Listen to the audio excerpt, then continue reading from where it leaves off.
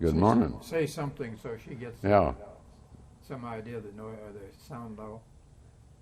Yeah, I'm a little late getting here. That's all right. I had a first sergeant that always said, "Be at the appointed place at the appointed hour." time, huh? He was from Brooklyn, Oh, yeah. Romagnan. I'll never forget him. Yeah. Well, I'm William H. Johnson. I'm interviewing John A. Mann as part of the World War II History Project. Oh, just a minute, Bill. Let's see. I'm still on pause here. And I Okay. put it on off.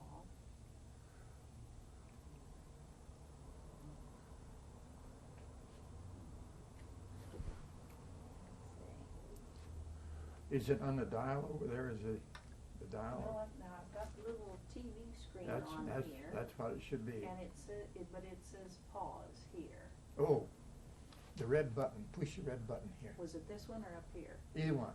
Either one. You ready? I'm William H. Johnson, and I'm interviewing John A. Mann as part of the World War II History Project. This is August the 26th, 2003 at Manhattan, Riley County, Kansas. The camera operator is Rosemary Visser.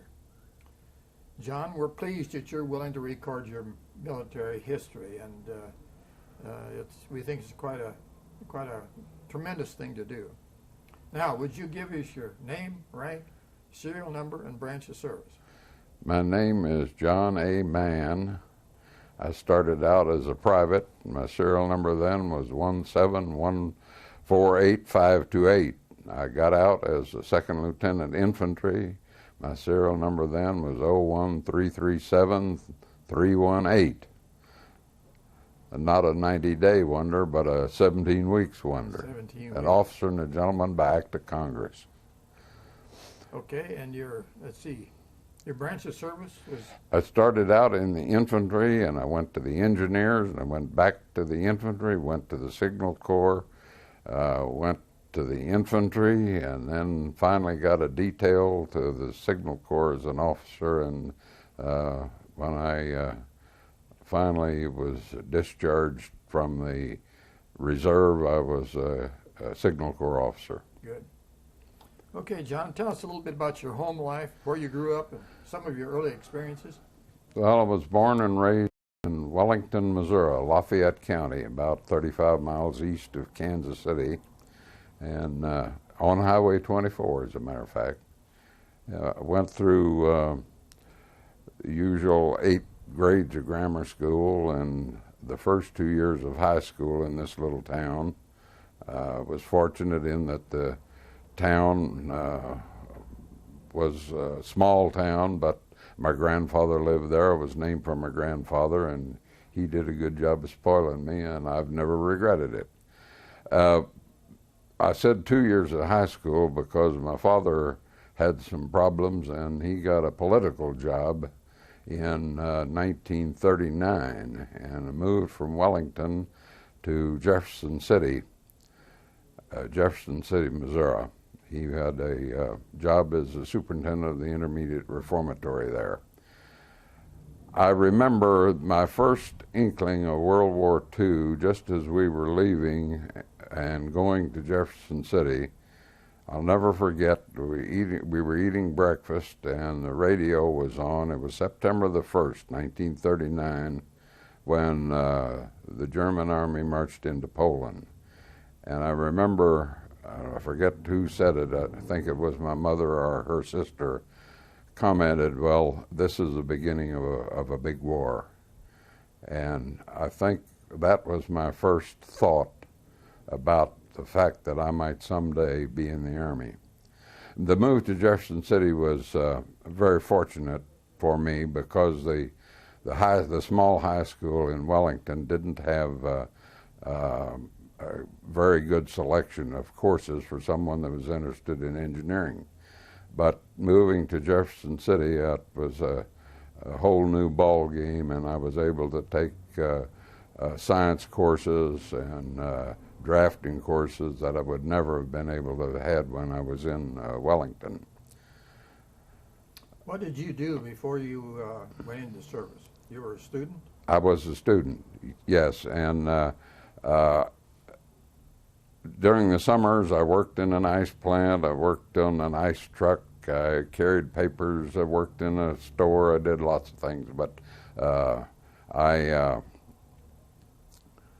was looking forward to going to college, and but the expenses of college were pretty steep even back then, and I wanted to get into something that was would, knowing that the war was coming, and there was a military academy at Lexington, Missouri, Wentworth Military Academy, and it just so happened that I could through there as a junior college student at a pretty reasonable cost.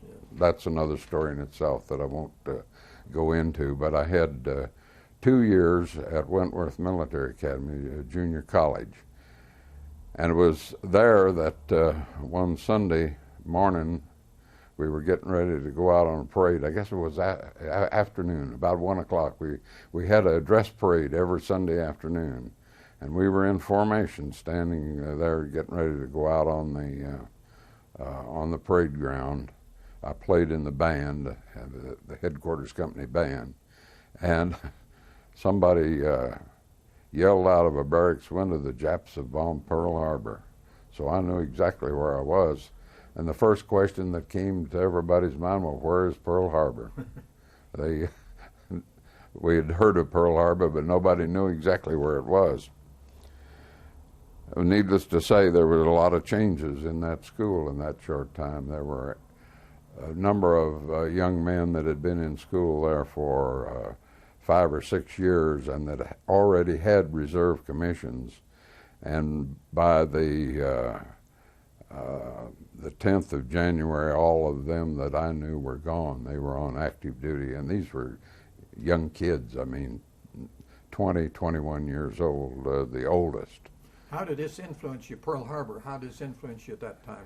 Well, one of my friends commented, he said, "This is going to be a big war, and we better get into it, because I'd sure hate to miss out on those American Legion conventions that they're going to be happening." And, but I remember Pearl Harbor Monday, we all got around radios and we heard FDR in his Day of Infamy speech.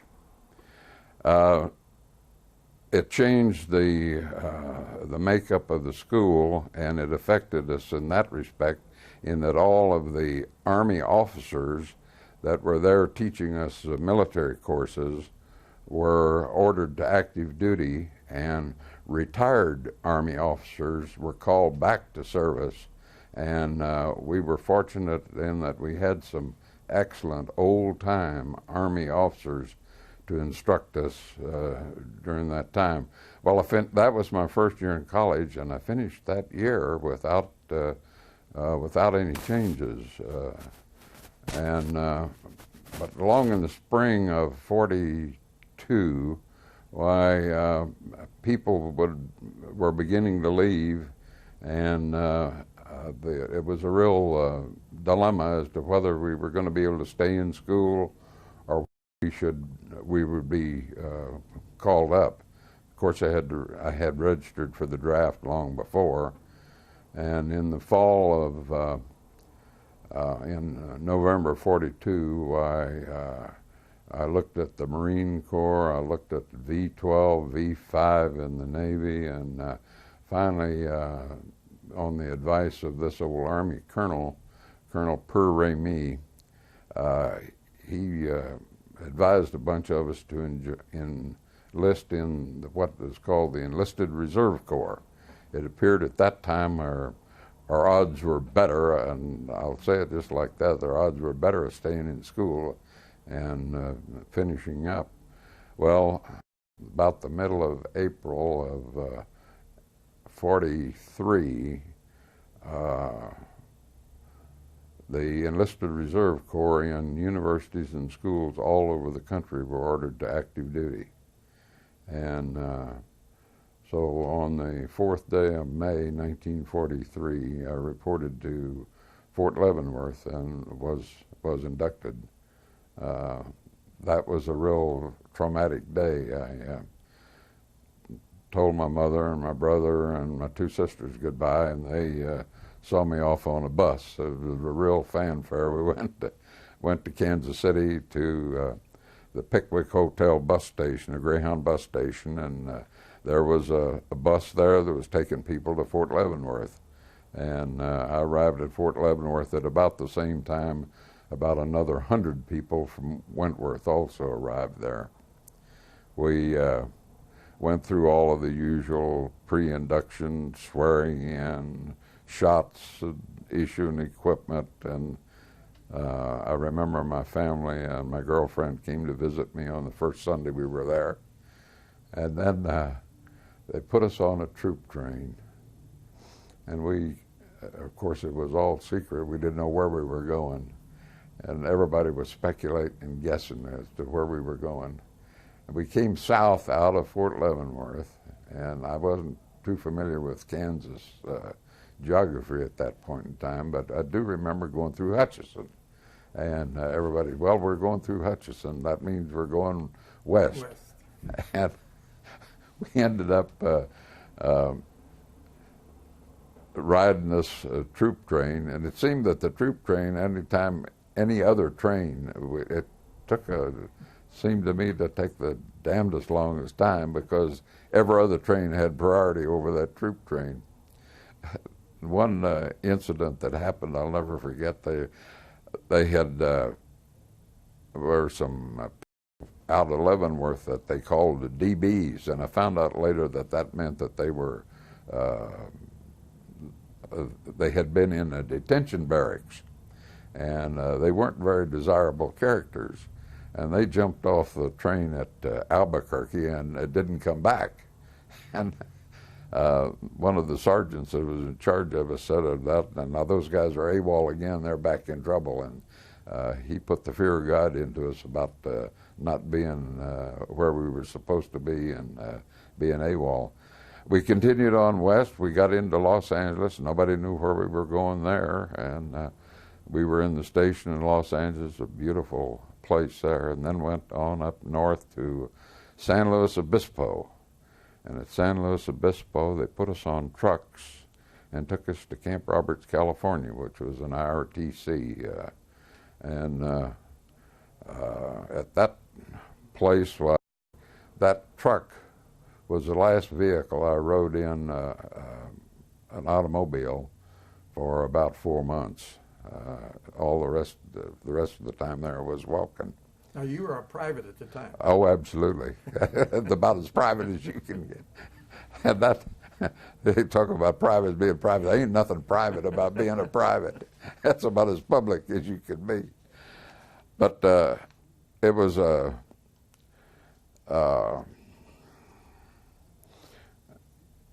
there was one test that they gave us that made an impression on me. They called the Army General Classification Test. And they told us that we ought to try to do well on that because that would determine a lot of what might happen to us later on. They said if you ever want to go see OCS, you have to make 110 on that test. And so do as well as you can. And I scored 129 on the test. And I found out later on that was a pretty good score, and I'm glad I made that score. The details of infantry basic are kind of a blur. There was a lot of walking and a lot of rifle. I made expert on 4 or 5 different positions, and they gave away cartons of cigarettes, and I didn't smoke at the time, but I sent home every time you shot a possible score. In other words, you hit the bullseye as often as you possibly could. Well, they gave you a carton of cigarettes. Well, I didn't smoke, but I sent them home to my dad, and he bragged about that. He was more proud of that than if I'd had the Medal of Honor, I think, sending him those cigarettes. Now, you were in infantry basic. Infantry at the Camp Roberts, California, Okay. an infantry replacement training center. I was in Company D of the 77th Infantry Training Regiment, which was Infantry Training Battalion, which was part of the 16th Infantry Training Regiment, headed up by a Brigadier General and on down. And all in all, they were very competent training officers, good experience, good background. Our platoon sergeant was Sergeant Miller, was especially competent, and I was very well impressed with him. Also in with the enlisted Reserve Corps people there were a group that were called Officer Reserve Corps candidates. And I found out later that these were guys from Hollywood that came to Camp Roberts, and they were told if they got through basic training, they could expect to be commissioned and serve in the USO. And this was real interesting because some of these fellows had been in movies, and I recognized one as having been in a movie. I'll mention the name of Kirby Grant Hoon, and I'll mention him later on. That he was in my platoon, and he and I were coach and pupil. When you taught the infantry, had a scheme of teaching people how to get the proper view of the sights of a rifle, and the coach and pupil method. And he and I were coach and pupil and trained back and forth. So I taught him how to shoot a rifle, so to speak. The connection with the some of the Hollywood people, when we got through with our training on Saturday, why, we were right in the middle of California. It was about the same distance from L.A.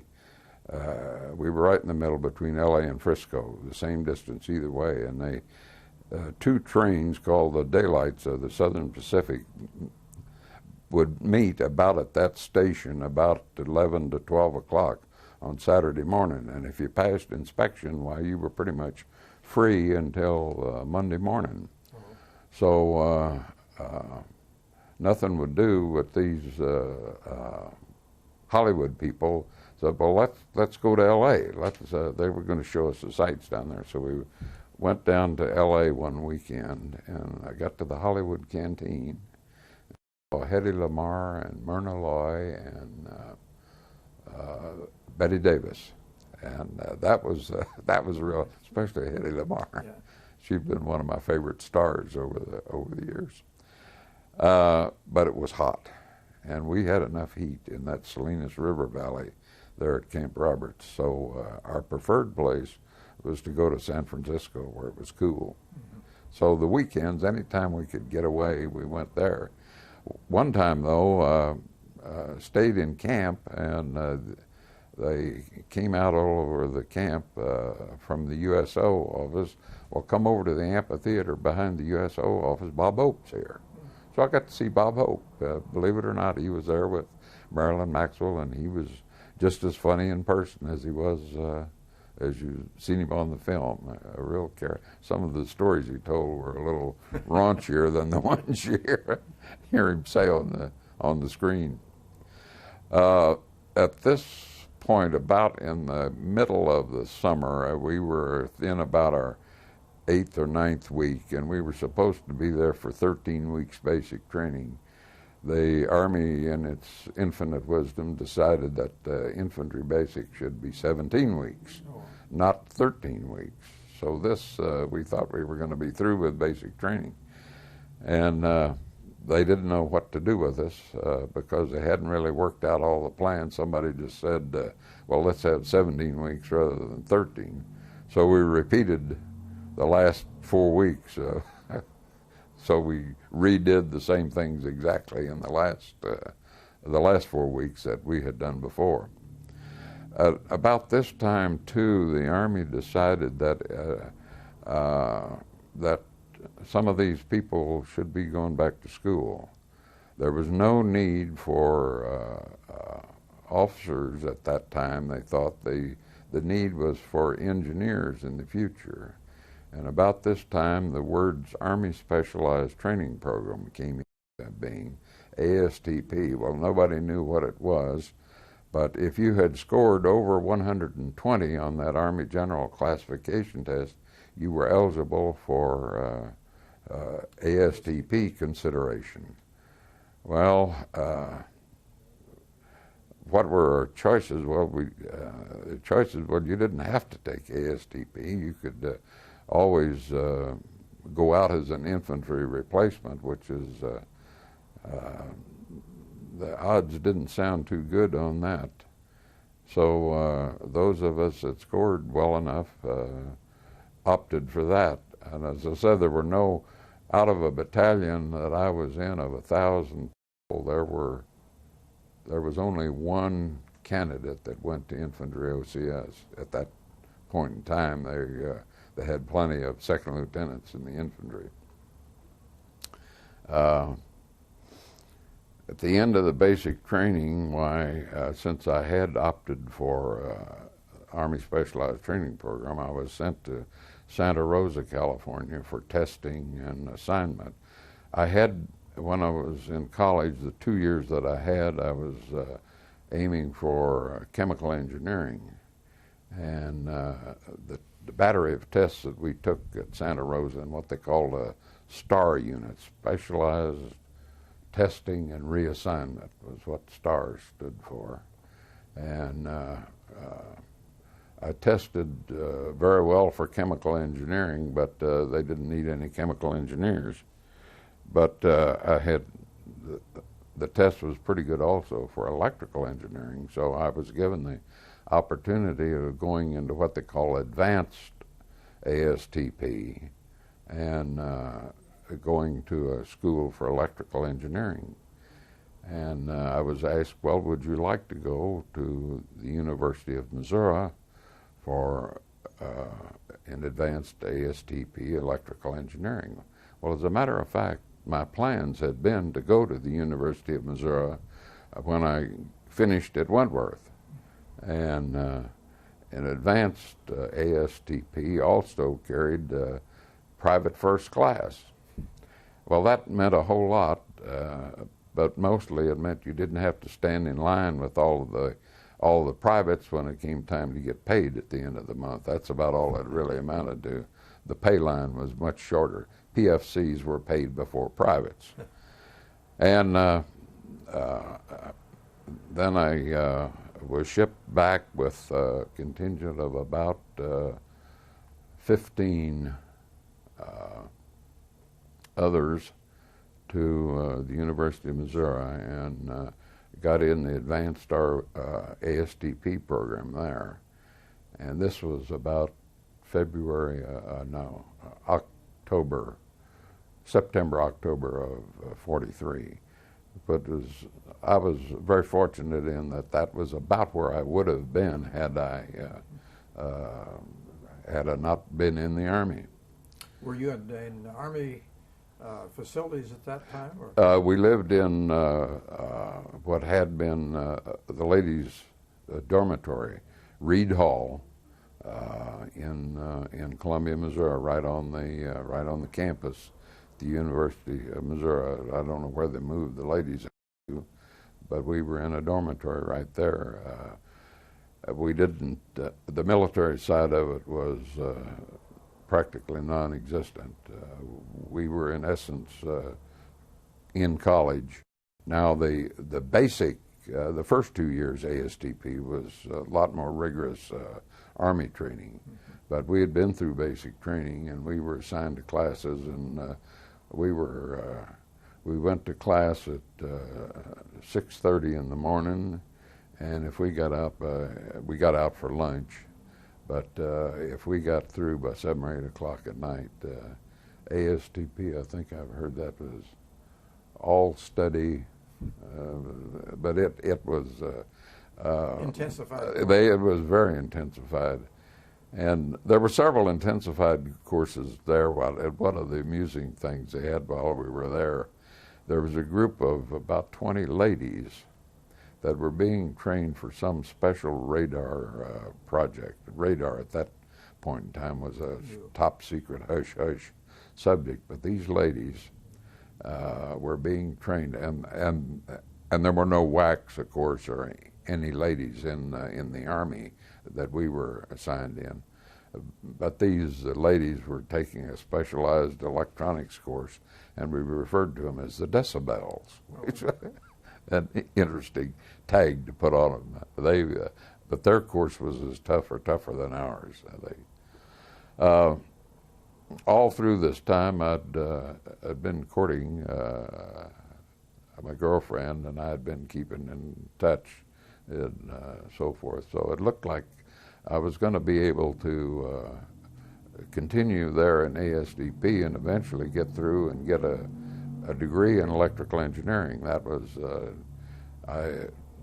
but along about March of 44, no, let's see, I'll get my years straight here. The Army decided that they didn't need all of these engineers that they thought they needed 9 months earlier. So ASDP began to dissolve, and in fact, the basic group ASDP went out about January, February of 44. Those fellows that were in the first 2 years of college were pretty much shipped back to the infantry. In that point in time, the advanced courses we continued for another 3 months. So during this time, my girlfriend and I decided we were going to get married, and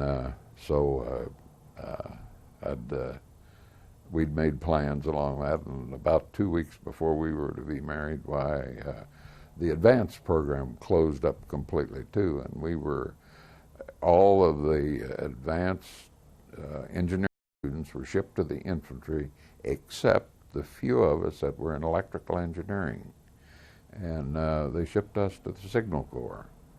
So I ended up in Camp Crowder, Missouri. Now, for a Missouri boy not to get out of Missouri, that was pretty fortunate. And so our wedding plans were changed pretty drastically, but we did get married on the 6th day of May, 1944, in Galena, Kansas, on a Saturday night by a preacher named Jones. Oh. And one of my electrical engineering students, Bob Buell, was a best man, and a friend of Ray's was the the maid of honor, I guess you would say. And so we were married then, and I was in school, various schools in Camp Crowder was referred to as the Central Signal Corps Schools. Now, if you look at your letters in mathematics, CSCS were the letters, so that went CS squared was, and everybody knows what CS was in the Army. That was, but CS squared, the Signal Corps was a vast change from the infantry. Now, when you were in school at Missouri, you got the equivalency of how many years? It was approximately a junior year plus. It was a good break. Good. And I took. I was changing over from chemical engineering, but the first 2 years of engineering back in those days.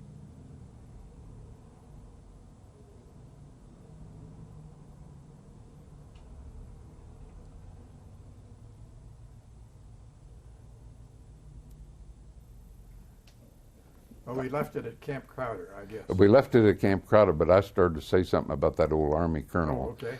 At Per-Ray-Me came in and took over at Wentworth as the professor of military science and tactics. He'd been retired. The old gentleman was old. He was 70, and I'm 80 now, but he was old. He was really old. And we were concerned, all of us, well, we're going in as privates. And I remember talking with him about, he said, there's no chance for officer school or anything out. And I'll never forget that old guy. He raised up and He says the privates in the Army are the most important people in the Army. They're the ones that do the fighting. Yeah. And he said all the colonels and generals don't amount to anything without the best private. I had to in the thinking about things, I thought of that old Army colonel. He was a gem.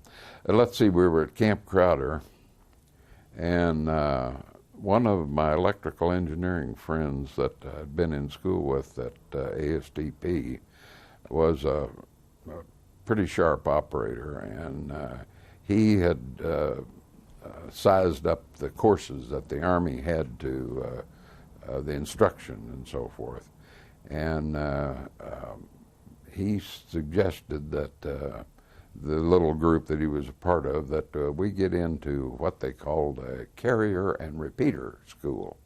He says, the reason he said that, he said that that's the longest school they have.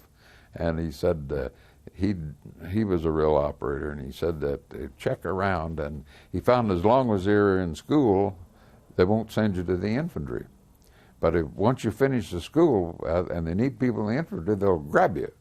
So Murphy was his name from Iowa. Murphy got us all into carrier and repeater school. And we went to school 7 days a week, and the school operated around the clock. And it was, as I say, 7 days a week, and we went about 12 hours a day. We had time off for lunch, but it was we burned the books in no uncertain terms. Learned about telephone equipment, radio equipment,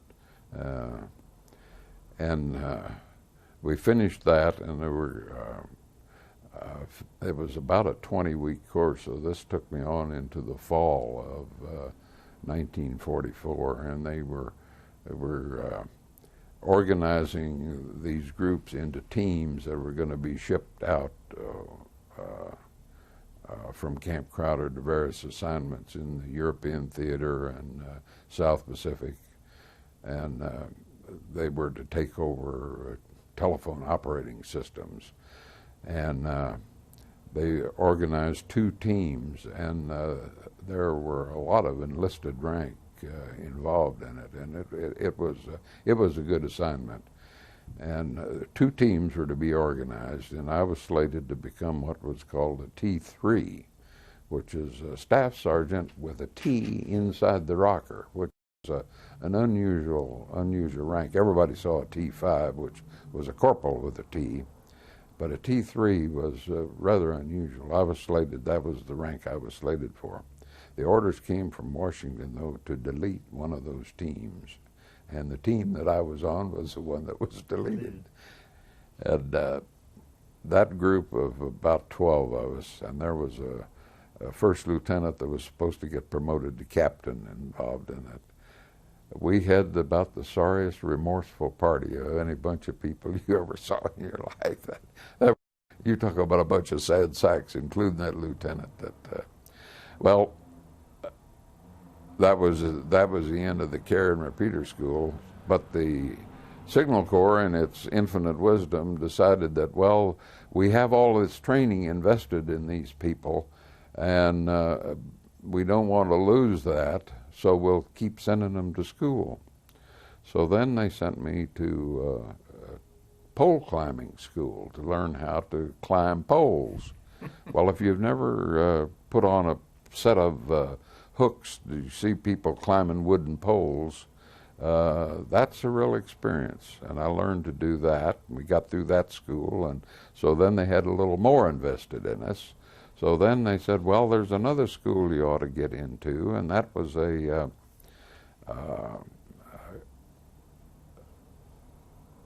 military occupational specialty 187, a rigger.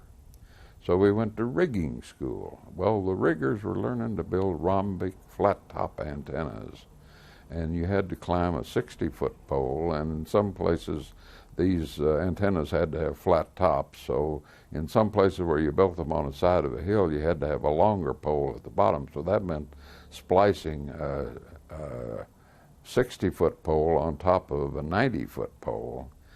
and that got a little bit hairy. I climbed the top to the top of a 90-foot pole, believe it or not. The final examination, so to speak, was the sergeant climbed the pole and he put his helmet. He took a student's helmet and put it on top of the pole, and you had to climb up to the top of the pole and get your helmet and leave the helmet of the next guy. So everybody passed the course by climbing the top and taking their helmet off the top of a 90-foot pole, and that's a long way up there. Now this still was at Crowder. This was at Crowder in the Signal Corps in January of 1945, and the wind blows across Crowder, and I'm telling you, that was vicious.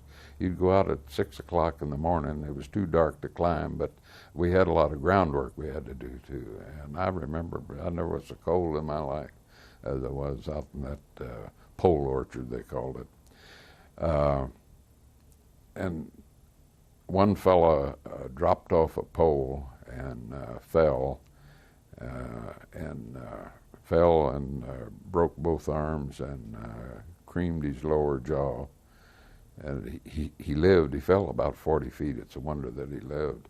And the way they did it was, well, everybody get back on the pole. It was just like getting thrown off a horse. You get back on and start climbing. The thought occurred to a number of us too that while we're climbing these poles, and they were training a lot of people because the Japs were picking them off of these poles with telescopic sights and no chance to shoot back. And I had met an officer in the meantime, and was talking with him about the problems and what I didn't like about what I was doing. Well, what? Put in for OCS. He said, at least you might get a chance to shoot back. You won't be up on a pole where they can shoot you and you can't shoot back. So I had finished that school, and the Army put me in another, in a truck driving school, and I went through that school. See, by this time they had so much invested in this group that they kept sending us to any school that came up in order to keep us, because we had the earlier training. So I applied for OCS, and when I applied for OCS, well, they sent me to non-com school. Well, they thought this would be good since I'd applied for OCS. Well, I went before the OCS board, and they considered only the Signal Corps, and they were going to send people to Signal Corps OCS, and they looked at my records and, well, you only have 3 years of electrical engineering. Well, we've got some people that have their degree in electrical engineering, and I'm afraid we can't use you. So I went back to the barracks all dejected and called my wife in town and told her that, well, that's the end of being an officer. And she said, well, come on home. I've got a good supper fixed and everything. So I had, at this point in time, I'd acquired an old 39 Chevrolet, and I started out of the barracks. The Signal Corps was not too, or they were rather lax, I might say, on checking passes and so forth. And if you wanted to leave early, why, you could leave early. So I was going out the barracks door, and had it been 5 seconds faster than I was, I would have never have heard the call. But there was a squawk box right over the door, and I was just about to close the door to go to the parking lot to get in the car to go to town, being AWOL in the sense of the word, and the squawk box, PFC Mann, report to the orderly room. Well, I'd been 5 seconds faster. I'd have never heard it. So I reported to the orderly room. And that OCS board had called up over there, and they said they had some, they saw that I had infantry ROTC at Wentworth Military Academy, and they had some vacancies in infantry OCS. Would I be interested in that? And I said, well, at least I'd get a chance to shoot back. I wouldn't.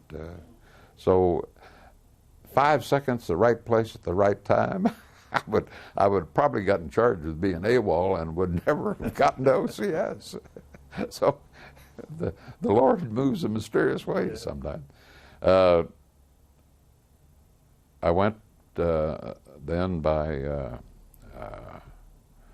train to Fort Benning, Georgia in March of 45 and entered in infantry OCS class 472. And my wife was very faithful in following me around the country and so forth in that old 39 Chevrolet, and she and my brother and a friend of hers followed me to Columbus, Georgia. She got a job working in the headquarters of the Student Trading Regiment that I was involved in OCS. But went through infantry OCS. There were approximately 200 in the group that started, 4 platoons of about 50 men each. And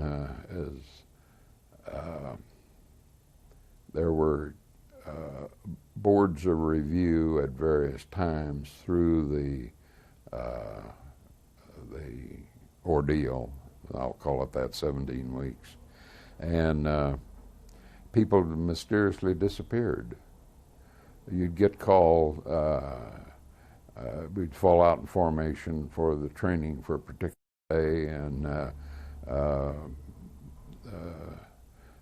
people would be asked to report to various places, and we'd be sent to various different places and come back to the barracks that evening, and 2 or 3 bunks would be missing, and the clothes would be gone, and the bunks would be rearranged, and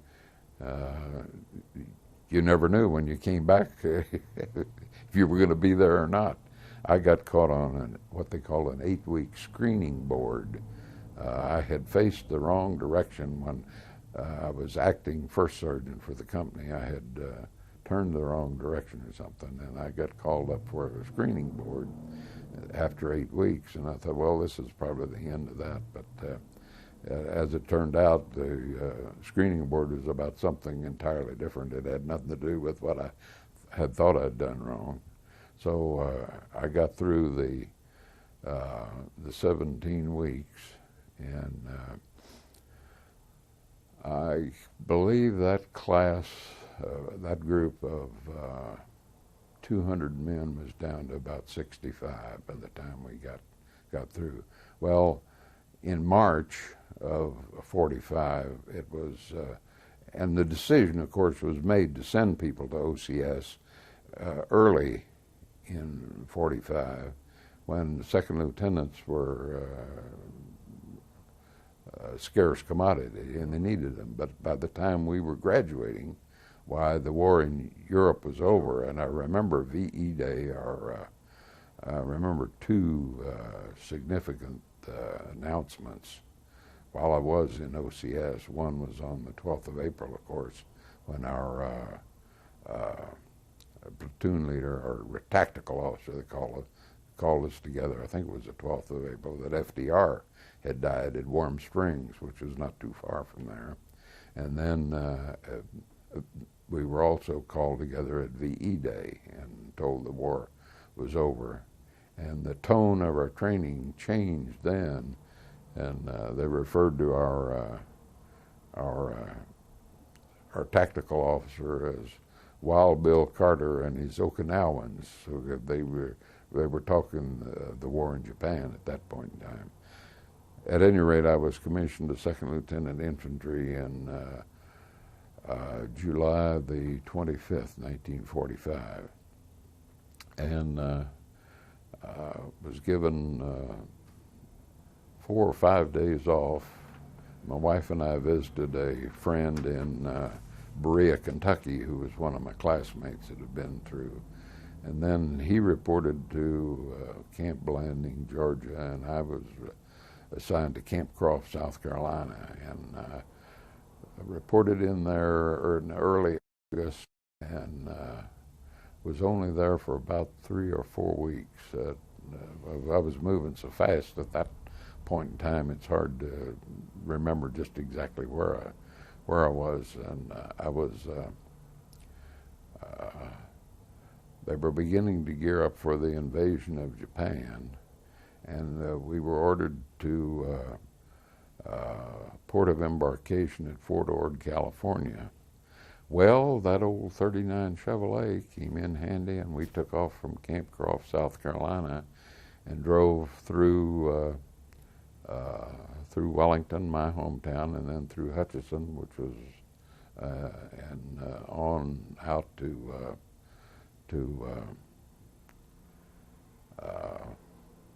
California. Reported at Fort Ord.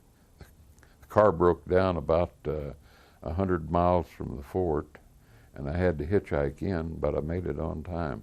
Failure to report to a port of embarkation on time was you didn't want to let that happen. You didn't want to be late. That was desertion. It was considered desertion. So I got in there on time. And this was Fort Ord, California, was at Monterey, California, and I was there, I guess, about 6 weeks. And I don't know whether you know where that Monterey Peninsula is, but that's Carmel by the sea, 17-mile drive, Pebble Beach golf courses. All these things were wide open. I didn't play golf at the time, but we drove around through all of that plush neighborhood, and Carmel was a beautiful little place there.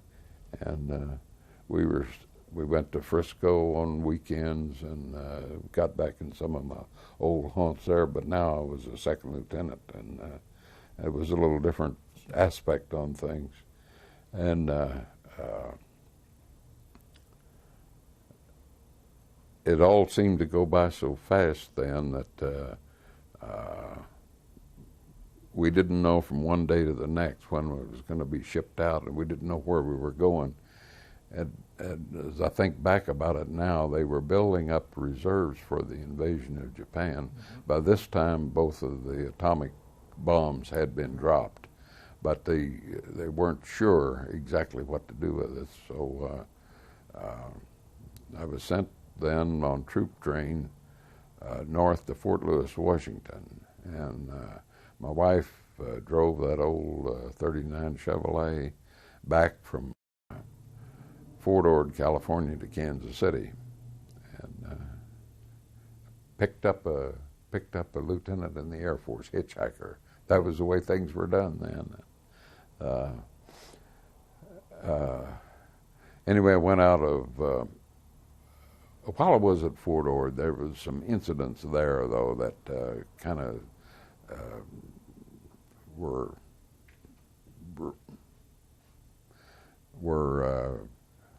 they had saluting dummies. They sent officers around, and they deliberately tried to catch people for failure to salute. And I don't know where that guy was, but this captain tagged me for failing to salute him, and I never saw him. But you could argue whether you could fight about it, or you could contribute $10 to the Post Officers Club Fund.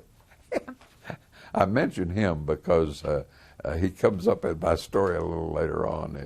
This captain, he said, "You just didn't salute me, Lieutenant," and I hadn't even seen him, but he had the rank, and he had the tin can, and collected the $10 for there were a number of people that got caught, and they're just contributing for their officers club for after the war, so they'll have a plush officers club.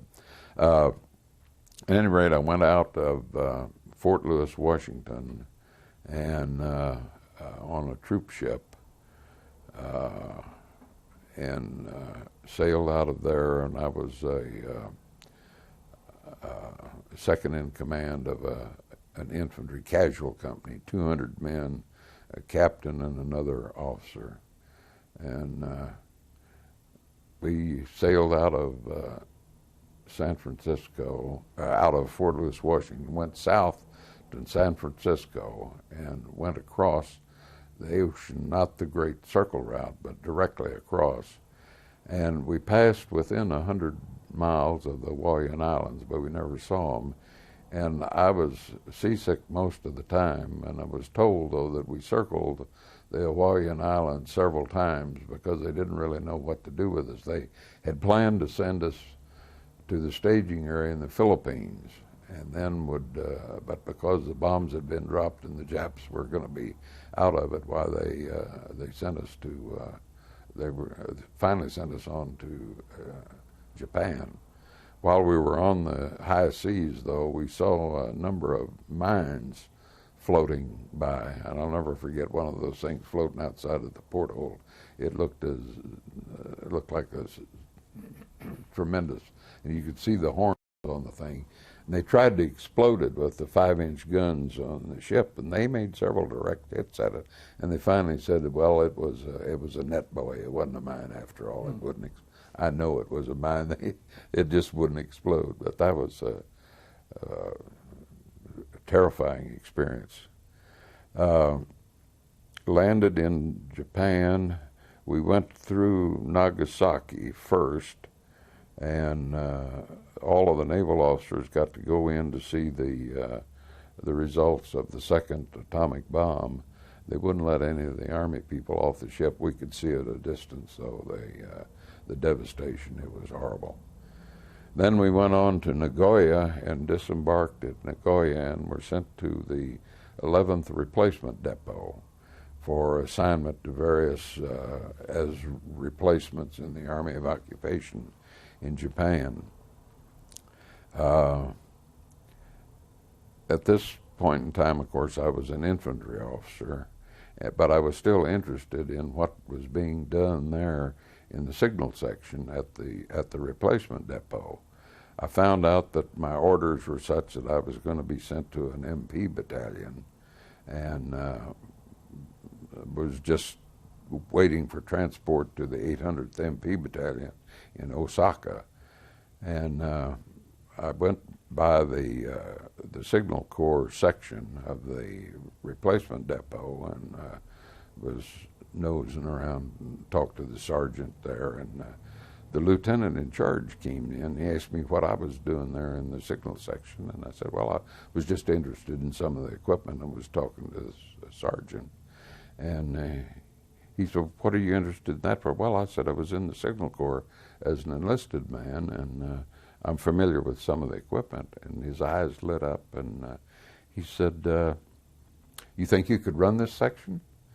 And I said, well, no, I probably could. And he said, well, come along with me. He says, I've got enough points to go home, but I need a replacement. So he took me to the lieutenant colonel, was the classification officer, and within about 10 minutes, my orders had been reversed from the MP battalion to run in the signal section at the replacement depot, and that I was very pleased with that. The group in that signal section, there were approximately 20 people. There were approximately 20 people that were charged with maintaining telephone lines and telephone central office equipment. A replacement depot is a group that is they referred to them as a repel depot.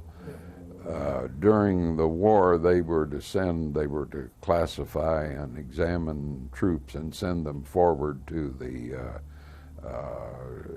the active infantry outfits that needed replacements. Our mission, though, at this point in time, was to send people home.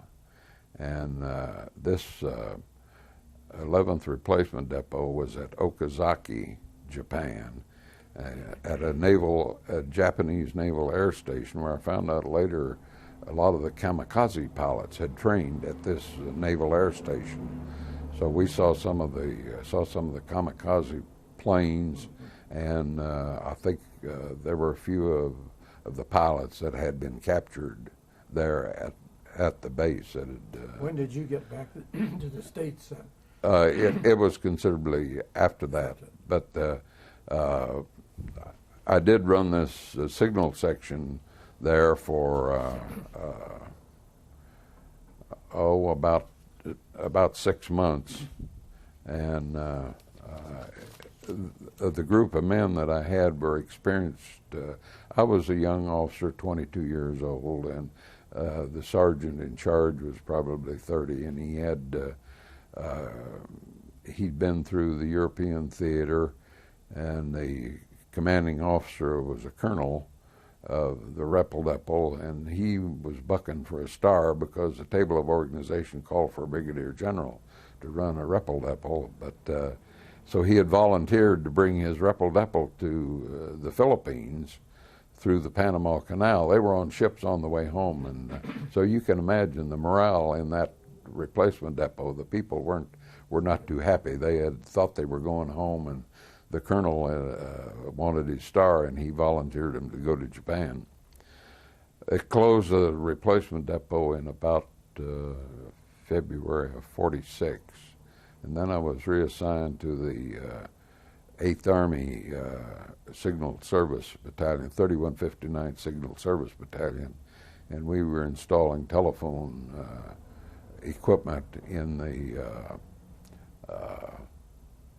headquarters of the 8th Army in Yokohama. I got involved in that, and we were installing this equipment. I'll never forget it, that this major, no, I guess he was a bird colonel, came rushing in to where we were working. We were pounding on the floor, on the 3rd floor of this Japanese office building, and he came rushing in, and I had his insignia, and I could see the insignia for a general's aide, my insignia from my Wentworth training, and I saw that. Plus, there were 3 little stars there, which indicated that he was the aide for a lieutenant general, and there was only one of them around. That was General Eichelberger. So our noise was disturbing the general. So we had to stop. We had to start working at night after that, and. But about that point in time, my points were up, and I had a chance to go home. But I'd had pretty good ratings and everything, and was offered a regular Army commission to stay in. And I might have done it had I had my degree. It was touch and go. I laugh now about people that are overseas and pick up a cell phone and call home. I wanted to discuss this decision with my wife, and I had to pay $30-some and wait 2 weeks to get an 8-minute phone call, no, a 3-minute phone call back to Kansas City to discuss this decision. And today, these kids can pick up a cell phone and talk to somebody in Iraq with no holds barred. Back in those days, communications of that sort were terrible. We decided, though, that since I didn't have a degree, and it wouldn't be a good idea to stay in the Army, so I opted to come home. And you used the GI Bill then? I came back to the States in May of '45, had some terminal leave, and got out of the Army on the 26th day of July 1946, exactly 1 year as a lieutenant. During that time, I had been detailed to the Signal Corps, so I traded by the direction of the President, I had traded my cross rifles for signal flags, and then went into the Signal Corps Reserve and stayed in the Signal Corps Reserve until March of '53. Well, John, that's quite a story. We probably should wind up here, but we certainly are happy for you to make this record, and of course it will be a permanent record now, and you'll eventually get copies of this too. So we appreciate your efforts here. And I did use the GI Bill. And I was in the 5240 club too. Whether you ever were in that club or not, at unemployment compensation. Oh. 52 weeks at $40 a week. So I was in that for a few a few weeks also.